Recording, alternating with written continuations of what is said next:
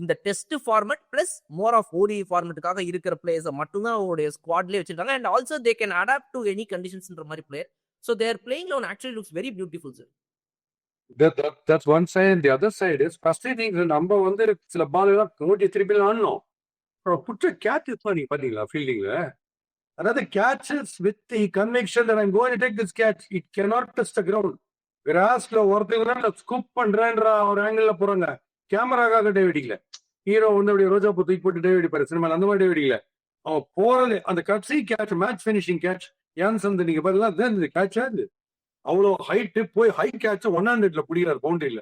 அது அவங்க எப்ப வேணா அவங்க எடுத்துலாம் ஆல் அவுட்.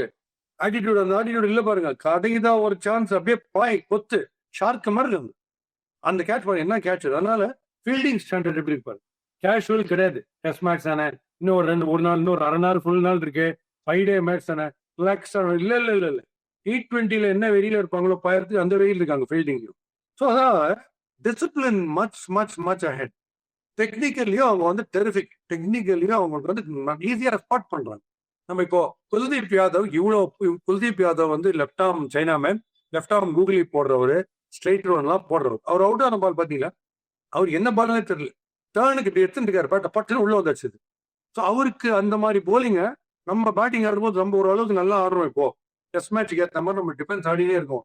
இப்ப நம்மளும் என்ன நம்மள மாதிரி பால் வரும்போது நம்ம பார்த்து ஆடுற பான பால் யோசிச்சு பாரு. அவர் என்னமோ 420 ரன்ஸ் ஒரே பால் அடிக்க முடியும்ட்டு ஆடுறாரு சிராஜ். இன்னும் பந்து கீழே வரல, அவங்க அதுக்குள்ள போயிட்டாங்க எல்லாரும் உள்ள. அது போய் நிலா இருக்கிற இடத்துல போயிடுச்சு.